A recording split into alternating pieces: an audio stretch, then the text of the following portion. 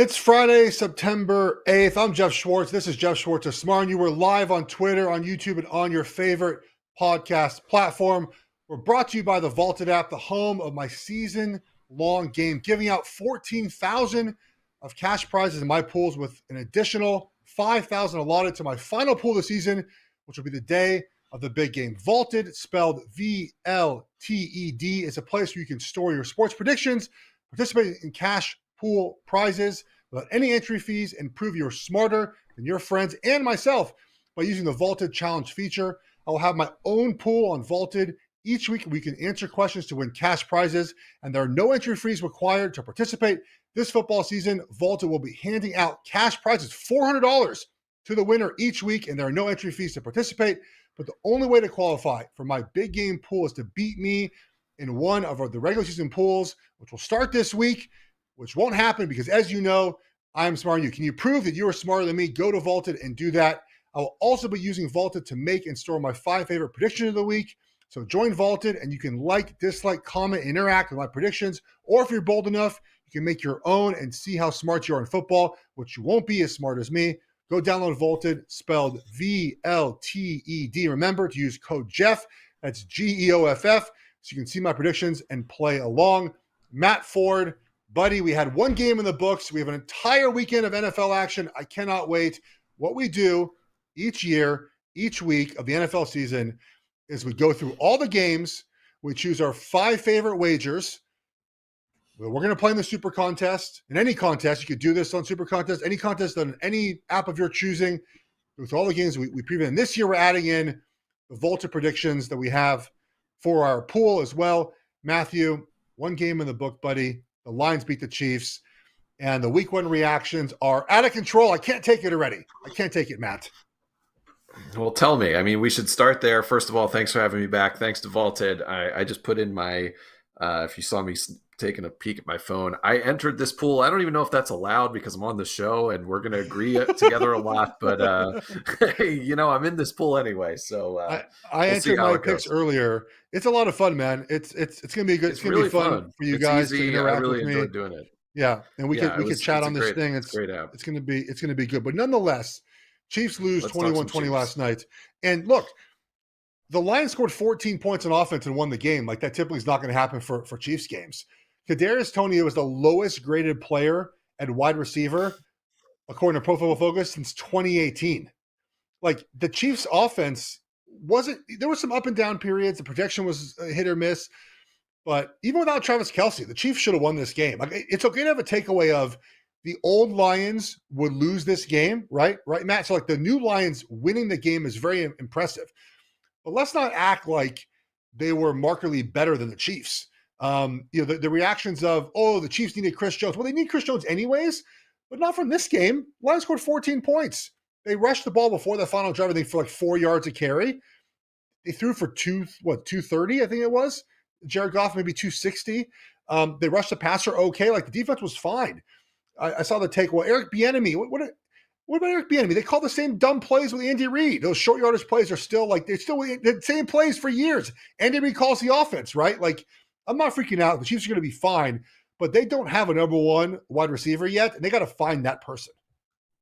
Yeah, that was my big takeaway. There isn't, I don't think, a ton to take away for this season. Great job for the Lions. Great win for the Lions fans. Like, good for them for stepping up to the moment, right? But it did make me wonder, like, why didn't they get DeAndre Hopkins? Like, why didn't they go make a move for one of these receivers that, maybe in a few weeks, like, if somebody, if one of these teams, like, were to fall out of contention, like the Cardinals, and they say, like, hey, anybody interested in Hollywood Brown? Like, I just think the Chiefs need to go for it because Travis Kelce, obviously, if Travis Kelce plays that game, I think they would have won, right? There was probably like a couple of third downs. There was that drop. I mean, Tony's 2 drops lost them the game, essentially, the pick 6, and then the one when they got the ball back at the 2-minute drill.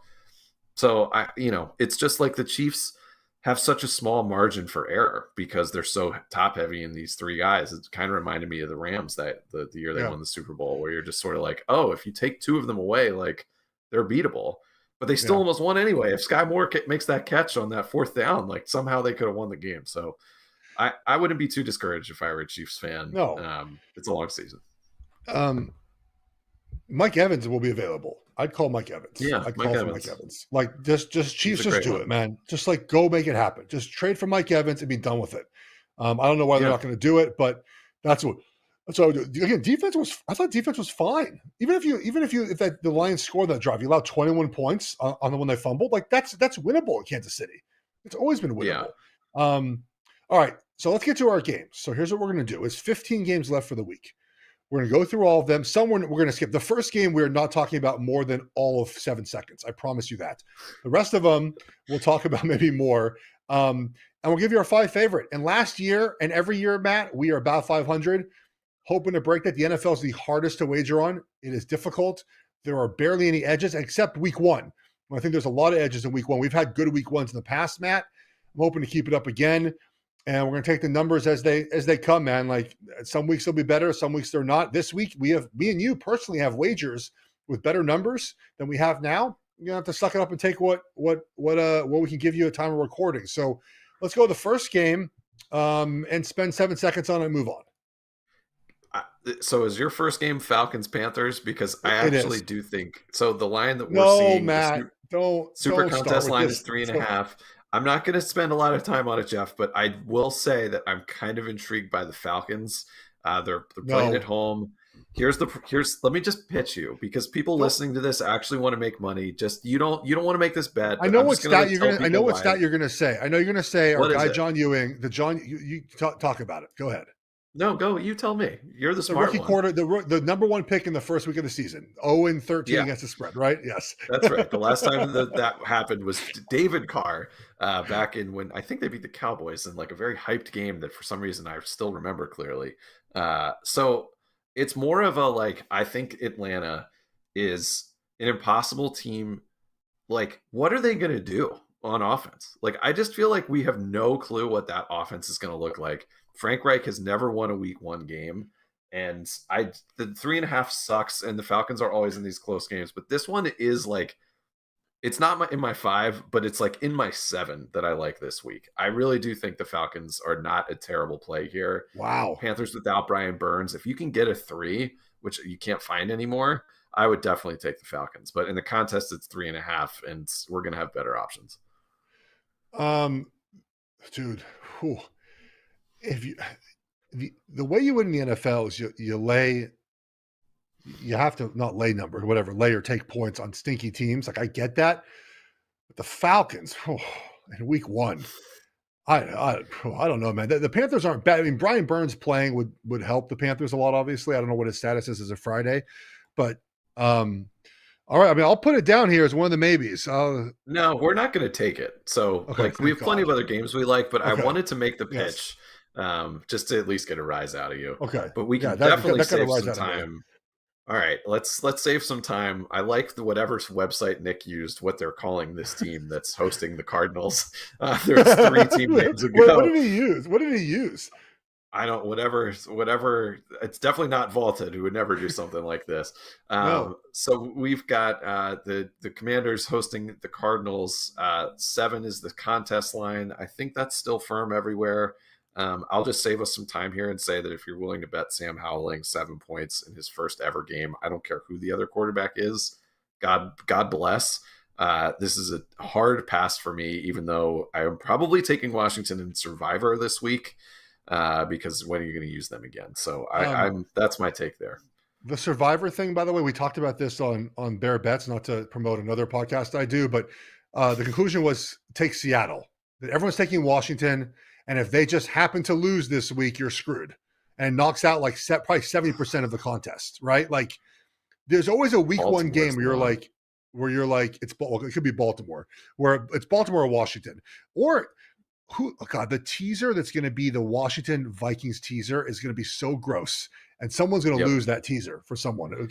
Vikings are Commanders. But let's go to the next game, which I think a game that we are going to wager on. Okay, let's see. The Bengals are at the Browns. The contest line is 2.5 for the Bengals. They're laying 2.5 on the road at Deshaun Watson's Browns. That's moved to 2. So if we're taking this, we're taking the contest line. 2.5. Yeah. What do you think? 2.5. I love the Browns here, man. Um, we Me know too. that divisional dogs in week one are a great wager, and we got away from trends last year. I think it actually helped us, but this is one I think that holds true. You have a Browns team that, again, we talk about this all the time. It's hard to root for the quarterback, right? Like it just is. They got a Yes. very good football team, Matt. They got a really good football team. Like it is a very talented football team. And if you're under the assumption that Deshaun Watson is better this season, maybe he's never as good as he was in Houston 3 or 4 years ago, but just better this season, just runs the offense to proficiency. They're great. Not great's a little much, maybe, but they have the possibility of being an excellent football team. You know, the Bengals on the other side, Joe Burrow's playing this week, but how mobile is he going to be against that Browns pass rush, right? Like how mobile will he be in the pocket, kind of figuring out how to work off his calf? So I like the Browns here. I think the Browns most likely win this game outright. But this is a game like right in our wheelhouse, man. Like this is right what you have to do in the NFL is take these home dogs in these divisional matchups in week one, all in on the Browns. I like it, Geoff. Also, let's remember Joe Burrow didn't really get much for preseason, didn't get much practice time. The Bengals always seem to start fairly slow. If you remember, they lost that crazy game last year to Pittsburgh, and then everyone was kind of writing them off in the beginning of last season, where they tend to heat up when it matters. At least they have in the past. Joe Burrow also 1-4 against the Browns in his career, so just weird, just not a great matchup for him. And I think people are going to be really hot on the Browns in a few weeks, and this is a good chance to get them sort of buying low. I love this one. I think this is a no brainer for us. I'm with you. Let's go next one, man. Easy done. One All down. right, one down, brother. All right, Texans, Baltimore. This line has moved a bunch. I think it's sort of resting. Oh, it's back down to 9.5. Either way, this is a pass for me because the play would be Houston, and no, Yeah. thank you. Any thoughts here, or should we Well, just save people time? there's some fun things in the vaulted pool this week for this game. This is why vaulted's fun because you get to talk about the game a little bit differently, right? Because we're not wagering this game. There's no chance. Will Lamar Jackson have more total touchdowns than the Houston Texans team? That's fun. That's Yeah. really fun. Yeah. I think the And answer is probably yes. I mean, I honestly like the thing with Baltimore is they do seem to like they tend to start pretty hot and they tend to blow out bad teams. Like they love to be yes. up. They love to sort of like rub it in. It feels like they're the kind of team that loves to just like they fire on all cylinders when they can kind of coast. Yeah. I will say though, like this is the pros game of the week. Like the only people betting Houston are pros, and it's all like the difference between bets and money here. I just lost it, but there's my Action Network subscription just expired. I have to email Scott Miller for a free one. So damn, it expired today apparently because I was on this all day yesterday. That's so funny. Shout out to my guy Scott. So, anyways, when this is the game where everyone's like, look, there's if you look back to week one last year, ton of close games. Like there were a ton Yeah. of 3-point games. There were a few beatdowns, and oddly, Baltimore I think was one of them that won by a bunch of points. But usually these week one games are close. I think DeMeco Ryans is just going to lift that team, and they're going to fight. And it's just a problem with CJ Stroud on the road. So if you're like have to pick this one, take the Texans and wait maybe for the 10. But I wouldn't be shocked if that keeps coming down because all the pros are just hammering the 10. It's kind of bizarre. Yeah. And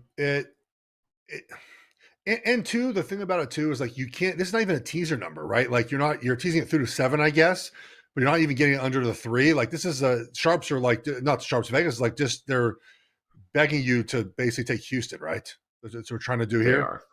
Yeah. I Yeah. well, they're I don't know. I don't know what they're trying to do, but they're not taking any of my money on this one. No. Maybe the next game will take our money though. Uh-oh. What do you think? I'm gonna put my foot down if you make this argument. So Jacksonville, going to Indy where they haven't won in I think 6 years. They are laying 4.5 now. That is the contest line is 5, right? 5. Yeah. So the Colts would probably be the play here, Oh, I I'm guess. totally. I'd be on the Colts in a heartbeat here. Okay, talk to me. Well, here's the reason why is I think Jacksonville doesn't know what the Colts are going to do on offense, because Anthony Richardson did not play very much in the preseason, and Shane Steichen has said we're going to RPO teams to death, and they don't know what that's going to look like in week one. And there's going to be some plays that Richardson makes that are going to get yards and eventually score points. He might throw some interceptions. I don't know if that's going to be part of it, but I think, Matt, there's an unknown factor here to the Colts offense that leads me to believe they can cover this game. Defensively, they're not terrible either, right? Jacksonville, and we love Jacksonville this year. There's this offseason darling kind of talk about Jacksonville. I think the Colts can hang in this game and cover the 5. I don't know if they win, but I think that the factor of just not knowing what Richardson's going to do on offense with the plays, which, again, you can lean the opposite direction and say, well, I'm never wagering on a guy that I don't know what I'm going to see in week one. But I think he can. I think he can play, man. And I think that they're going to find Shane Steichen. Remember, good as the Chargers with Herbert, good with Jalen Hurts. I think we could see one of those games in week one for Richardson, where he throws for 175 and rushes for 120. I hadn't considered this one, mainly because of the thing you just said, which is, I'm going to have a hard time betting on a quarterback who's never played in the NFL in week one with a rookie coach against a team that we do like. Having said all of that, like, this is the classic spot where you would take the Colts. The counter is, like, Anthony Richardson won 6 games in the SEC last year. He's going against Doug Peterson. Like, they could score 7 points. And, the Jags also, I'm one of the guys on the Trevor Lawrence might be in the MVP conversation group this year, and falling flat on his face week one would not support that case. So I have a little bit of cognitive dissonance here. I think the Colts are the play. The 5 is pretty nice. The fact that it's moving back down, I think, is proof that people are sort of thinking the way you are, which I think is smart. So I'm willing to put this as a maybe, but I if it's our 6th, I will probably go against it. I just don't have any others that I truly like, and so this is one of them that I think I do. I have others. Well, the next one we love. We've talked about this for weeks, so that won't be a hard one for us. But there's not a lot of other ones I really, really love. And so, but we do have to save a spot for your favorite play every week, which is something that we decided to do last year, which is pay dividends for us. The Matt Ford favorite play of the week. I'm always like, God, I hate that freaking play. And it hits. And then I feel bad about it. So we started to add that to the show of our 5. All right, Matt, let's get to the next game, which we've talked about this game for 2 months now. Yeah, we've had it in our, we've bet it. I actually have this at 3.5 and at 3. It's down to 2.5. The Steelers are getting 2.5 points against the 49ers in Pittsburgh. If you've listened to this show before, hopefully you've gotten the 3.5 or the 3. But I still think 2.5 is a good play. I still think the money line, which I'm looking at my phone, is about plus 110, depending where you look. You can even do a little bit better at some of the books out there. I think the Steelers are a really smart play for a couple of reasons. The first is Mike Tomlin as an underdog. We've talked about this over and over again on this show. We love backing him in this spot. He's the most profitable coach of all time as a home dog. I'm pulling up his record now: 14-5-2 against the spread and 13-8 outright as a home underdog. So that means he has a winning record as a home underdog straight up. Last year with TJ Watt, the Steelers were 8-2 when he played. That's straight up and against the spread. Also, like, this is just crazy. On the money line, the Steelers the last 6 years were profitable as underdogs. Like, they win games as underdogs. They're not great when they're favorites. When they're road favorites, they struggle. Road favorites. They're terrible road favorites. Yeah. But who also struggles as a road favorite is Kyle Shanahan. That's his worst split. And also in week one, the Steelers are 3-0, I think, both straight up and against the spread in their last 3. And the 49ers are 0-3 in their last 3 week one games. So every trend tells you the Steelers. Plus, we've got Brock Purdy. We don't know exactly what he's going to be. We didn't have the great preseason opportunity for him. So, I just think the Steelers team is going to be more cohesive. I've loved this play for 3 months. I want to take it. Oh no, we're taking this play. There's no question about it. And three of our pool questions for VLTED cover this game. Like there's a lot to talk about in this game. You mentioned Brock Purdy coming back from injury in year 2, but how about TJ Watt against whoever plays right tackle for the Niners? Like that's a Yeah, concern of mine. Like Pittsburgh's defense outside of Pittsburgh's defense against Niners offense line outside of Trent Williams, I think, is a big advantage for Pittsburgh. Also, I'm just super high on Pittsburgh's offense this season. And I understand that the Niners defense is really good. Like there's no doubt about that. This is not like an anti Niners offensive thing, Niners defense thing, but like I think Pittsburgh offense can move the ball this season in many different ways. And we love Pickens as well. You mentioned Mike Thomas underdog. This hits everything that we like about wagering. And Steelers win this game outright. I'll take the 2.5 points anyways. But you said everything. Like this is a game that for us on our podcast, we will wager on each and every time. So give me Pittsburgh here plus absolutely. 2.5. All right, next game. Not the most fun. Yeah, so it's the new look Tampa Bay Bucks are going to Minnesota. This is another pros game that people tend to love. The contest line here, why am I not finding this? The contest line is 6. It's moved around all week. I think it's down to 5.5. Everyone's trusting that the Vikings are this team that can't close teams out, that they were up and down last year, that they're going to regress. Baker Mayfield is the quarterback for the Bucks. This Bucks team that feels so disjointed to me. I'm a Vikings backer this year. I would not take them obviously here, but I'm curious if you're with the pros and want to make the case for Tampa. Oh, no case whatsoever. There's zero case I want to make Oh, here. I mean, to okay, great. me, yeah, there's no case. What's the case? You have Baker Mayfield as your quarterback, an unhappy wide receiver, an offensive line that's moving parts and new, a defense that's good but aging against a Vikings team that I don't know, sort of good at times. They were good last year. They take a step back. It's just Baker Mayfield. Like Matt, do you want to be down 10 points if you have the Bucks here? And Baker Mayfield's driving down the No. field to cover the game? Like, no, absolutely not. So no chance we're playing this game. Everyone's going to put the Vikings in a teaser. God bless you. Good luck. I'm not doing that. I haven't done even a teaser yet. I probably will at some point, but I'm not putting them in that teaser. Yeah, I'm not either. This is just a total stay away game. I will remind people though that last year's week 1, when Kevin O'Connell was a new coach, the Vikings absolutely dominated the Packers. I think in Green Bay, I think they won by double digits. I think it was like 19-6 or something like that. So they do tend. I mean, at least last year they started hot. This is going to kill people one way or the other. It's either going to kill people in Survivor Yeah. if they take Minnesota, or it's going to kill people where they all back Tampa and throw Tampa in a tease and say Minnesota, they were never going to blow anyone out. Every game was close. They suck. I think I can't tell what the narrative is going to be. So pass for us. The last 1:00 game is another game that I think we're going to have a lively discussion about, and that's the Titans visiting the Saints. This line has hovered around 3 forever, even though there's a ton of public interest in the Titans as a dog. I know that we sort of straddle the sharp public, more public than sharp on this show.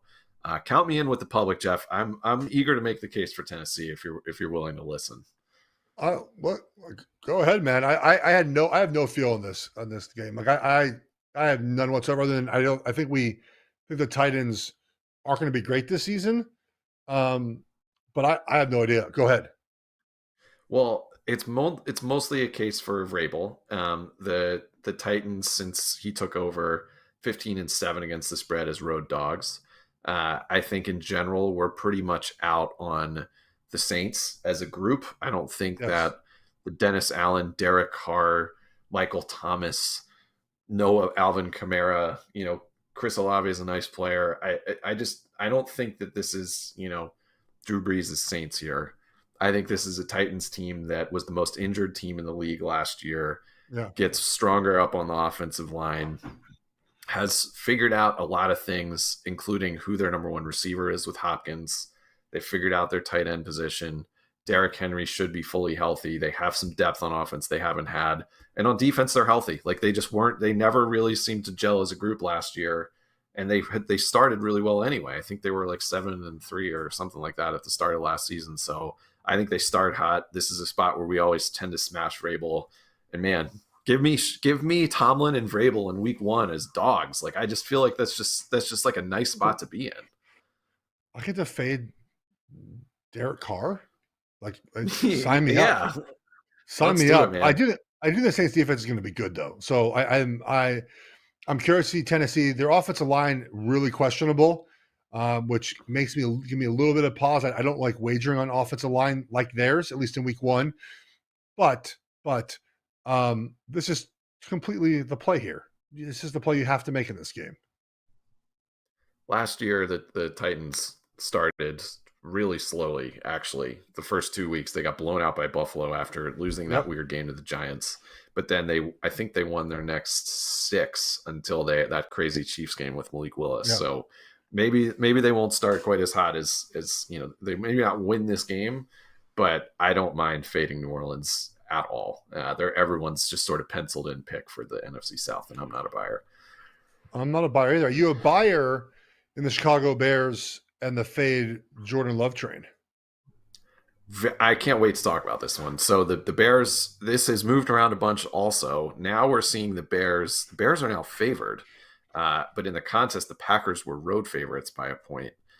So this has moved around quite a bit, which means the money's starting to pour in on Chicago. If we're catching a point with the Bears, I do think that might be the play. I have a few thoughts, but go ahead. This is sort of a stay away for me because so what is Justin Fields going to be? The Fields we saw in the preseason was like 3 screen passes, right? like what are we getting from Fields on offense? Which I guess the Packers don't know either. Revamped offense, right? New offensive line, new weapons, much better on paper. Is the Bears defense that much better early in the season than it was last year, Matt? And No. what if Jordan Love just has an average game? The Packers win this game, right? Or no? Maybe. I mean, the problem with the Packers, the Bears case is this. First of all, Dobbs and Watson, their status is a little bit questionable. This is already a really thin group at wide receiver. So there's going to be a lot of this rookie tight end Musgrave. There's going to be a lot of adjustments. Like, it doesn't feel like they're going to come out and just figure it out on the passing game. They do have a great rushing attack. They do have a really good offensive line. The case for me more is like, what do the Bears do if they lose this game? Like, this is the Bears. I feel like this is the Bears Super Bowl. They're like, it's kind of like how the Lions came into last night, where the Lions, if they lost that game, it'd be the same old Lions. And it's like, oh, well, of course, like we hyped them all off season. Yeah. They didn't even have to beat Travis Kelce or Chris Jones. And for the Bears and the Packers, like they could never beat Rodgers. Rodgers is gone. They're coming to Chicago. Justin Fields has gotten all this hype all offseason. Like, if it's not now, I kind of feel like their season's done. I know that's like a little bit of an exaggeration. There's still 17 more games left, but like this would put them back in the NFC North. They would be looking up. They'd be the seller team again. It's like, prove it to us. This is it. This is your week. Like the Packers are already wounded. They're coming to your house as road favorites. At least they were. So I think that that's the case to make for the Bears, but like, I don't love it, man. I'm out on Justin Fields. Yeah. I'm huge on the Bears. I mean, I put it down as a maybe, but I just don't feel great about it. I have sharp people that I know taking the Bears for the reasons you mentioned, but also just sort of like a Jordan Love fade situation here. I'm just not sold on the Bears. I mean, there are maybe, we have 5 maybes so far, and I don't know how many we have left. I know there's one that I supremely love coming up in a little bit. So we'll put it as a maybe, but not my favorite of the weekend. Rams, Seahawks. Seahawks are going to continue to climb, I think, as a favorite here. It's what, 5.5, 5? The contest line was 5.5. and looking Okay. right now, it's down to 4.5. So people are What? starting to smell to get a little bit entranced by the Sean McVay experience, I think. What are you? My thought is it's Seattle or nothing here, right? Like the Rams. I don't want to read you the roster again, buddy, but who is Matt Stafford throwing to this weekend? Yeah, Tyler Higbee. That's it. Like what are we doing here? I mean, Seattle. Geno Smith is not not the world beater. Like I get that, but they're a better team everywhere than the Rams are. I mean, the idea, I guess, yeah, Sean McVay, great coach, agreed, but Pete Carroll also very good. Like, where's the advantage in this game for the Rams? I understand we're talking about gambling here, so it's 4.5 points, or 5.5, but I don't know, man. I mean, I could see this game being, 37-14, right? Like, no, that's more of a college score, 27-14, than it is a close game, right? I agree. There's just something stinks about this one to me, and I think it's Yeah, because McVay owns Seattle, owns September, and it's sort of the same reasoning, I think, as whoa, I'm getting an yeah.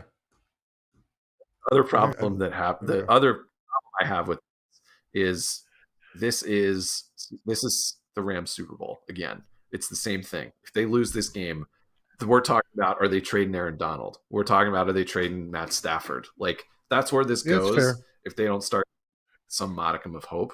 So I do think that, like, I'm not saying we should take the Rams. This just feels a little bit like a stay away. It's also like Geno's just going to be as good as he was at the beginning of last season. If Yeah, you remember, pulled off at the end. So Seattle's a really hyped team. I like them, but I'm just not positive I want to wager on this one in week 1. oh no, I wouldn't want to wager on it either, but I do think, again, like the Sharps love the Rams this year. I don't really understand that, to be honest with you. But yeah, I'm out on this game. I just Pass. wouldn't. I just wouldn't. I can't do it either way. Um, Yeah. all right, what do we got next? Speaking of pass, for me at least, the Raiders are going to Denver. Oh, This is around 4 or 3.5, want, depending where you look. let, let's just Go save ahead. time. Let's just save time. Yep. We're not playing this game. Let's go to the next one. Yeah. Sorry, Contest Broncos line. and Raiders fan. Just not Yeah. Show happening. me something with either of your quarterbacks. Okay. Next game is probably the most fun game to watch. I'm not sure I want to bet it. The Dolphins at the Chargers. This is just sort of stuck at 3 for the last few days. It's 3 in the contest. It's 3 as we tape this on Friday afternoon. I don't have a side here. I just really want to watch it. What do you think? Yeah, I think my side would be Dolphins +3, but I'm not. I don't want to wager on it. So, I mean, the thing with the Chargers is, like, Matt, this is the healthiest they've ever been. Like, they're a healthy football team, and you have a new offensive coordinator. Like, you have hope right now, right? Like, you should be much better. The Dolphins have a little bit of concerns at offensive line injury wise heading into this game. And the Chargers, remember last year, that was the first team to sort of shut down Miami's offense, if you recall in that game, right? It was in Los Angeles too, I believe, right? It was a Sunday night football game, Monday night football. It was one of those primetime games. Um, I think Vic Fangio will have a plan for Herbert, as he has a plan for everyone. But in a game with evenly matched teams, I just take the points. Well, I think Vegas is telling you that Chargers are slightly better, right? Because there's no home field advantage anymore, and you have to lay through the Chargers. I I I want to watch the game. I'm not wagering this game. I'm with you. My hottest, most secret take of the year is that I think Tua is going to be awesome. I think Tua Oh, got some really bad luck last year. The more I've thought about it, the more I've looked at it, the more I think Tua, with the complement of weapons around him, with that offense, with that heat in Miami that just is like we always forget it kills people yeah, in the beginning of the season. This is going to be a track meet. I think, like, they have 3 of the same running back. They have 2 of the same receiver, essentially. Like, it's just a very fluid offense. So I just feel like they're going to get off to a hot start, but the Chargers are really good. So it's a pass for me, but I just wanted to put it out there that, like, I it'll be think a people fun are going to game. be viewing Tua a lot differently by the middle of the season than they did last year. He had a rough and very unlucky season last year. Just has to stay healthy, man. right? He was incredible when he was on the field. Yeah. All right. I know All right. this is one of your favorites. Oh, I love it, dude. Go ahead. All right. So Philadelphia, the defending champs, are going to New England. No, well, The the contest line. defending NFC champions. They didn't win the Sorry, Super the Bowl. NFC champs, excuse me, are going, of course, to New England. The contest line is 3.5. It's moved up to 4. It started at 4.5. This has been all over the place. I think you're probably going to want us to take a specific number here. Well, What do you think? Give the people your take I here, because I know you got a good one. I love New England in this game, buddy. Like, absolutely love New England in this game. Let's start with the fact that Super Bowl losers stink in week 1. They've covered 3 of the last 10 games over the last 10 seasons. Terrible. The Eagles, not the Steelers, the Eagles have 2 new coordinators, both offense and defense, and they have high expectations, obviously, to do the same thing they did last season. So you have all these things happening with some new coordinators, and now you have expectations on you, which you didn't have last season, right? You have this weight of knowing you have to win games. But more importantly, I'm high on the Patriots this season. Their defense last season finished near the top in the NFL in efficiency, and they added a first-round cornerback in Christian Gonzalez, good football player. They can be, but more than anything else, and I hate saying this because we faded Bill O'Brien for so many seasons as Houston head coach, but he won a lot of games in Houston, Matt, with very good offenses. They won the division 4 to 6 years he was coaching there. He was a terrible general manager, no doubt about that. He goes to Alabama and has the Heisman winner last season in Bryce Young. He at Penn State previously coached good offenses. Guy can coach an offense. So the Patriots offense is going to be much better this season. Like, so you have a better Patriots team, an Eagles team off the Super Bowl hangover of a loss, new coordinators, Tom Brady Day, which means nothing but fun to just throw in there. To me, I am fine hammering New England in this spot. I'll take the 4 points and move it along. Yeah, man. No, I'm fine with it too. I will say, would it shock me if the Eagles won this game by 2 touchdowns? Not even a little bit. But this is what you do. It's what you do, right? You take the team that is receiving all the hype against a good coach on the road. Jalen Hurts, by the way, huge splits for road and home. 13-5-1 against the spread at home, only 6-13 against the spread on the road. So I like the spot, and if we're getting the 4, I really like it. I'm taking New England plus 4 here. All right, the 2 primetime games, Sunday and Monday. Let's hit those real quick. If you take the Giants plus 3.5 here, the podcast ends. I'm telling you right now. You better not take the Giants right now. No, I will not take the Giants, although I did consider it. The Giants, 3.5. Contest line is 3. And I mean, Darren Waller's questionable now, by the way. Darren Waller's questionable. Oh, no way. Now. Yeah, I think questionable. That's not a big shock. So that moved the line to 3.5. It's been 3.5 it's been 3.5 for the most part for this game. Matt, I'm not betting the Giants, who last season I think overachieved, and they're better this year. Don't get me wrong, but the Cowboys' defensive line I think has an advantage in this game, and a new offense, which I'm not sure it's great for the Cowboys, but they're a very talented team. If you're laying 3.5 with the Cowboys, that is a terrible mistake. Like, you cannot wager on the Cowboys in this spot either. It's a primetime game with the Giants and Cowboys. Avoid this game at all costs. I'm fine doing that, Geoff. I don't feel great backing Daniel Jones at home ever. That's been something we've been very firm about. This will be a fun one to watch. Someone's going to leave this game and feel really good, and the other is going to feel really, really rough. But nothing like the next game. Okay. Do you have a take on this game? I do, actually. I feel like you do. I mean, do. I'm not sure I want this in our list, but go ahead. It's the Bills at the Jets. Yeah. The Bills are road favorites, 2.5 in the contest, and I'll look up. It's 2.5 now still. To me, it's Jets or pass in this game. Oh man, the Jets are so interesting in this game, right? Like, you talk about the Super Bowl for a couple other teams. Like, this is the beginning of this season where they got to start fast. And on the flip side, you have a Buffalo team that is sort of feels like is backslid a little bit, right? And there's no hype on Buffalo this season, I don't think, which hasn't happened for a couple of years now. And maybe they're just lying in the weeds, waiting to take off.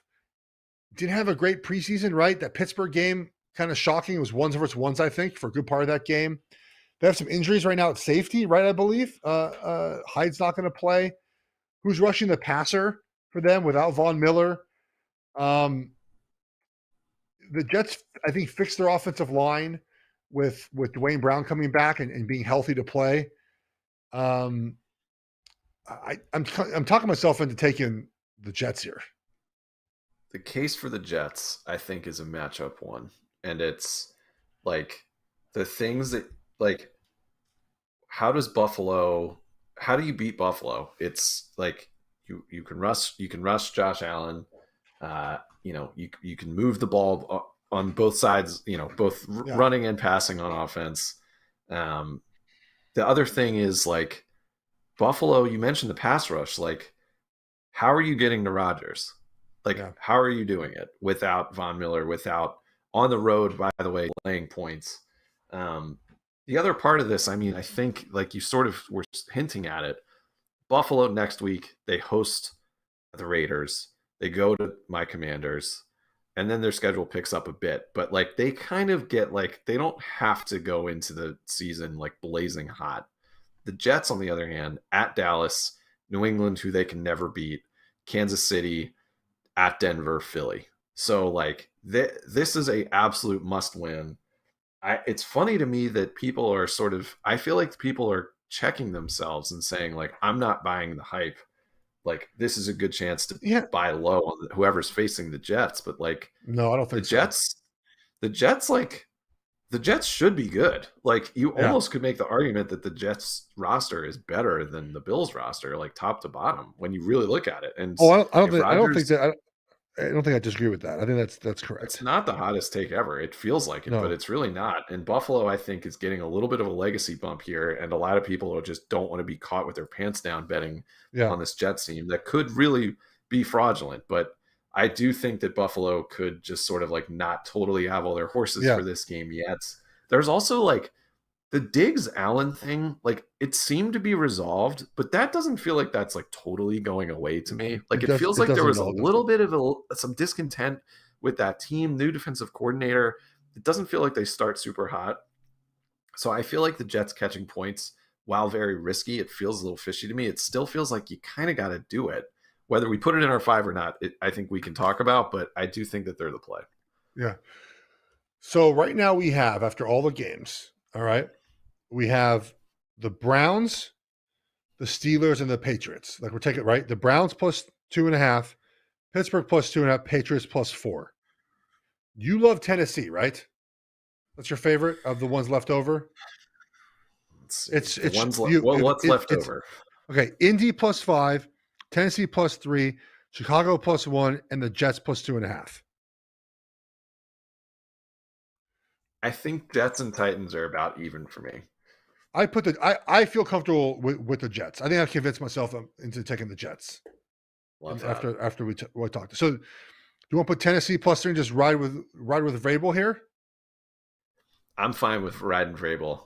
Okay, but is there one other you'd rather make the case for? Because I feel like I drove too many of these. No, buddy. I trust your opinion. This is. I got the games I liked. It's the thing about this thing, right? This contest. You're rarely going to find 5 games you like yourself. I don't know how people that do this by themselves get 5 games every week, Matt, because it's hard. It's hard. I will say, I'll take Tennessee plus 3. I'd rather back Tennessee plus 3 than Chicago plus 1 or minus 1 or Indy plus 5. Yeah, me too. And we would have 5 dogs. We would have 4 home dogs. Yeah, and we have 4 home dogs. Divisional home dogs. We love divisional home dogs. Yes, 2 divisional home dogs plus Tennessee on the road. We're going to put these 5 picks again: Cleveland plus 2.5, Pittsburgh plus 2.5, Tennessee plus 3, New England plus 4, the Jets plus 2.5. We're going to put these into the vault on VLTED. These are not our pool picks. These are just in there so you guys can track them. We track them anyways. We're going to double track them on the VLTED app. And as I mentioned at the beginning, we have 24 predictions that you can play in the pool this week on the Vaulted app. Use the code Geoff, just Geoff with a G. I got called Godfrey yesterday or something. I was like, no, this is Geoff. I don't know where you get Godfrey from. So Geoff with a G, Geoff. And a couple of these that I really like. So, and again, these are agree and disagree. All right. And then you assign a point total to them. Yes. How about we do this? I'm going to do a little stage direction for our folks watching on YouTube. If you're watching on YouTube or Twitter right now, just stick around. We're just going to take a 2-second break because in audio, we're going to put an ad here. So just stick around. Geoff's going to give you his vaulted picks in 1 second if you're listening on audio, and literally 1 second if you're watching us on Twitter. Okay, Geoff, go ahead. Give us your vaulted picks. You were going there, and I derailed you. I had to adhere to the sponsorships. It's all right. It's why you're here, buddy.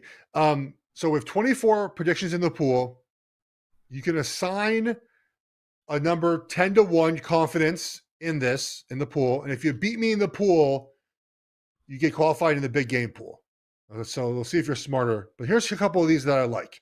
We talked about the top. We have wagered on this game for months now. Will the 49ers cover 2.5 against the Steelers? Matt and I both disagree. I put in 10, Matt. I put in 10 for this one. 10, baby. I disagree 10 strongly. Points. Me too. Disagree strongly. Okay, so we each have 10. We agree on that. We have 10 on that one. Amari Cooper will have more receiving yards than T. Higgins. Yes, agreed. Amari Cooper is the number one wide receiver. T. Higgins is not the number one. And reports came out as we're talking today that he's not going to be re-signed in Cincinnati after the season. Really? So you have a little, yeah. So Burrow just got paid. So I think I put a 5 on this one. I don't feel great about it, but you have number one wide receiver in this against a number 2 wide receiver. Like, to me, that's an easy agree. No, right or wrong? What do you think? It's really interesting on the T. Higgins thing conceptually. I'm with it because I think Watson is going to surprise people with how good he looks, unfortunately, for those of us rooting against him. My favorite, Geoff, similarly, DJ Moore will have more receiving yards than Christian Watson. This was a 10 for me.